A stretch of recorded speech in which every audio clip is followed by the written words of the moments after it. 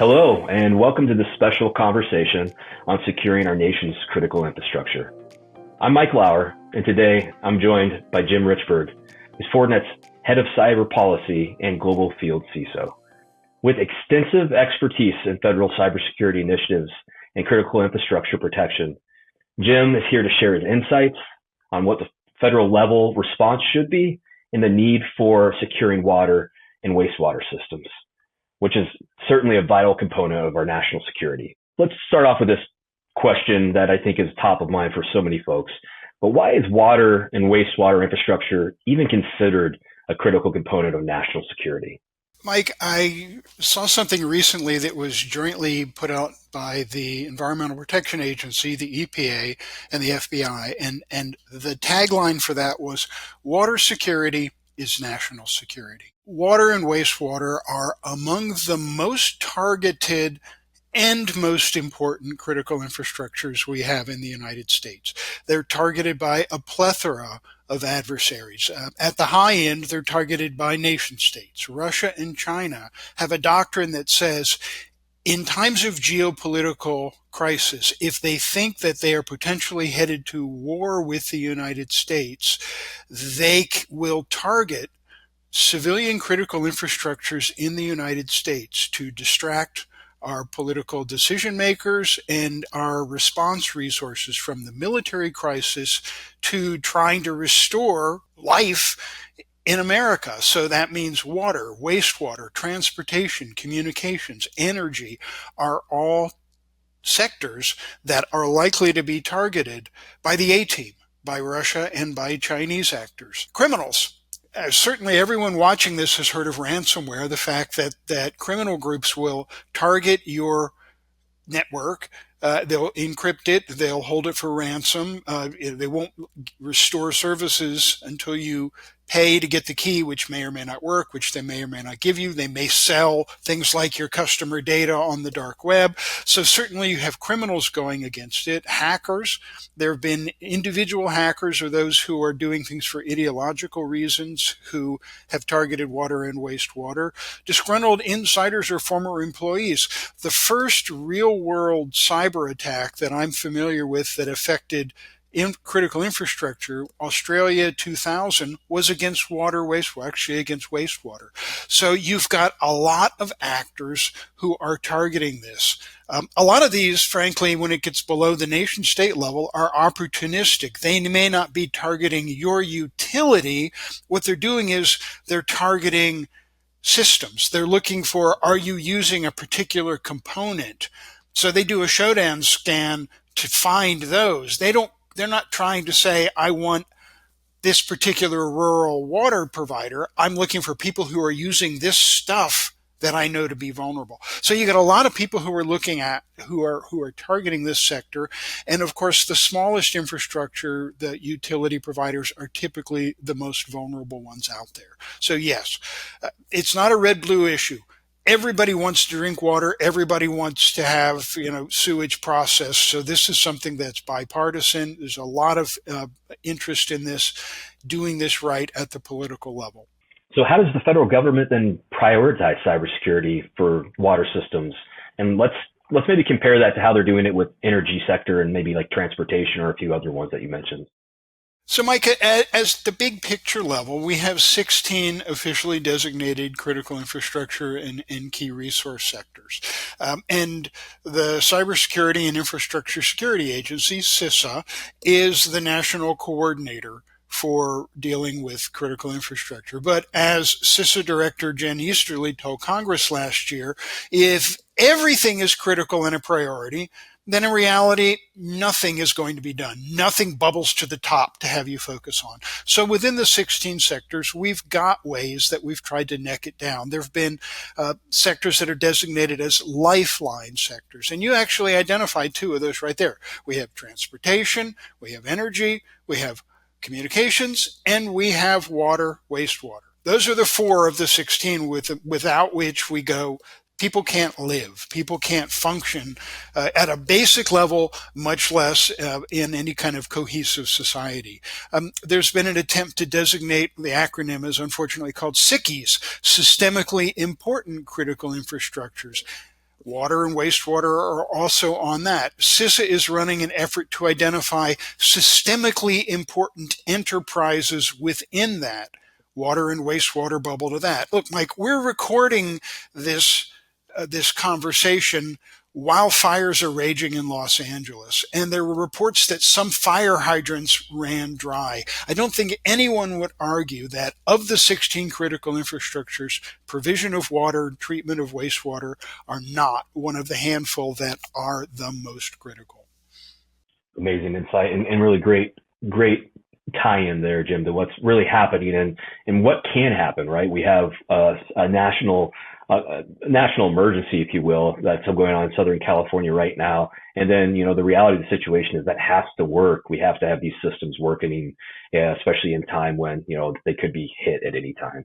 I do want to really go that into, I think the conversation leads into next of what are some of the initiatives that are out there that have created kind of guardrails for these systems? And specifically, yes, cybersecurity guardrails, but really anything else that you can think of. Can you speak on those initiatives? Can you help us understand what we're doing to make sure that these systems are functioning in light of all that's happening right now? Yeah, Mike, that's a great question, because it's one thing to say, okay, thank you, federal government, for telling me I'm really important. What do you want me to do about it? So what to do and who to do it, I really think are the key questions that we should address. And we have a National Risk Management Center that identified 6 classes of risk to these key assets, not just water, wastewater, but to, things that are considered key within all of these critical infrastructures. So 6 types. One of those is cyber. And then they go beyond saying, what are the key risks to what are the shared vulnerabilities? And for cyber in particular, they pulled out a handful of them that affect water and wastewater. Chronic underinvestment in these sectors. Look, they're regulated. You don't get to set your rates. It's set usually by someone else at the state level. So you may need more investment. You're always trying to patch things and unfortunately have to do things on the cheap. Chronic underinvestment. Dependence on common technology. Yet there are a handful of big global companies who make the industrial control systems and supervisory control SCADA components that make things work. And you've got utilities, the big ones, big cities, yes, they may have training, they may have people who are cyber experts. As you go down the scale of size, you get to the point where there's not even someone doing IT as a full-time job, much less cybersecurity. You have a workforce who by and large don't know anything about cybersecurity as it pertains to their job. So these are the classes of vulnerability that the federal government identified. And then what do you do about it? Well, there really are a lot of federal resources. They range from free scans of internet-facing assets that these utilities have to guidance on how to harden them to top 10 lists of, you don't have an infinite amount of time, what are the top things you should do about it? And even hands-on experts that you can say, look, I would like someone to come in and give me a bespoke diagnosis and a plan of action for my utility. But Mike, I think one of the biggest things that came out of the Biden administration on cybersecurity that could be impactful for this sector in the long term is something you and I have talked about before, secure by design. It's the recognition that relying on utilities to figure out how to secure their stuff is a proposition that's not going to work. We need the technology to be fundamentally more secure. This was part of the focus of the last National Cybersecurity Strategy. CISA picked this up and with international and federal partners said, okay, we will talk about what it means for manufacturers to embrace doing things that are secure by design. It's as important as anything else, reliability, cost effectiveness. What does this mean for you to do it? And I look at this and say, this is something that could fundamentally transform the way this worked. You and I have talked about this. Fortinet was integral in the effort to build a pledge for IT manufacturers of software with CISA about what a handful of key attributes of secure by design would work. I testified before Congress in December. A lot of the interest at that hearing, which was about secure by design, was about how can we bring secure by design to operational technology, because this subcommittee had jurisdiction over critical infrastructure, and they recognized the manufacturers have to step up and start making intrinsically more secure equipment that is shipped in intrinsically secure default configurations. Don't expect the owner operator to figure out what all the settings are, not only how to provide the water, but how to do this in a secure fashion. Look, you got to take responsibility for that. The metaphor everybody uses is automotive safety. A lot of things happened over the past 50 to 60 years to improve automotive safety, ranging from teaching driver's ed in schools to making safer roads and law enforcement crackdowns on speeding and drunk driving. What moved the needle more than anything else was starting to hold the manufacturers responsible for making safer cars, starting with seat belts and crumple zones. And now we are where we are with, advanced self-steering kinds of technology. This is the approach that we want to see taken. I think that will be potentially transformative, but it's a long-term thing. And as I told Congress last month, it's not a matter of saying, here's what we proposed for IT, pick it up, drop it into OT. It won't work. It's a different ecosystem, different players, 30-year instead of 3-year refresh cycles for the technology. It's a good idea. It's going to require tuning, and this is a long-term fix, not something that will help utilities this year, next year, or even in the life of this federal administration. So, Jim, you bring up a good point there, and for the secure by design, and it really comes down to what we talk about a lot on measurement, right? It's very difficult sometimes to measure when something is working well, and using key performance indicators and cybersecurity is sometimes seen as more of an art than a science. But can you talk about what are some initiatives for that short-term impact? I think measurement of certain indicators is really needed. Is there anything coming on from the federal level that is trying to enact measurement that you can really speak on? And is there any lifelines that are going to happen with this new administration? I think I would look at cyber. It has been a bipartisan issue. Things like cyber hygiene are not red, blue. One side wants hygiene, another doesn't. I think where there's divergence is when is it discretionary, when is it mandatory? And certainly for some of the critical infrastructures, that's the whole point. Failing to do cybersecurity, failing to do the right thing has externalities. You affect not only your enterprise, you affect the American people. So I think there's going to be a lot of pressure to do these types of things. There's a national cyber incident response plan that talks about how do we respond to something, to that kind of attack I described, where a nation state adversary systematically targets utilities in the heartland and takes out a bunch of these.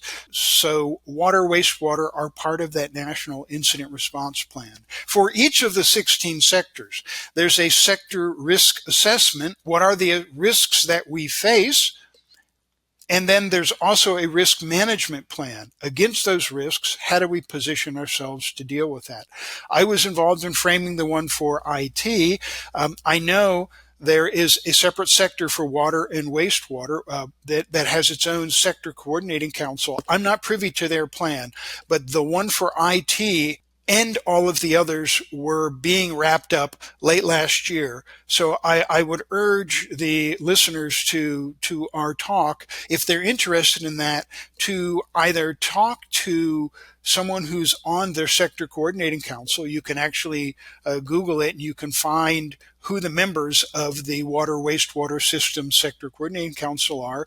The ISAC, the Information Sharing and Analysis Center for water, wastewater, might also have good insight in that. But there's been a lot of planning on that. And Mike, you and I have also talked in the past about a law that was passed in 2002 called CIRCIA, the Cyber Incident Reporting for Critical Infrastructure Act, which is supposed to come into force at the end of this year, which would require critical infrastructure to notify CISO within 72 hours of detecting a significant incident. It's possible that this won't, it's been passed, it's supposed to come into force. It's possible that that will change, but there certainly is growing pressure on these utilities to find problems and to tell their federal partners about them when they see them. And again, there's a lot that's being done with these sector risk management plans, with the national plan, to try to coordinate all the moving parts about how we want to respond to these things. Awesome, Jim. Thanks so much. And just one final question here, and we've mentioned this, but what would be your three kind of key takeaways, maybe more, but what can systems do right now to be ready to comply with not only changing standards and regulations, but just to be cyber ready? Like what is something they can enact right now? Well, Mike, let's simplify it. I'll give them one.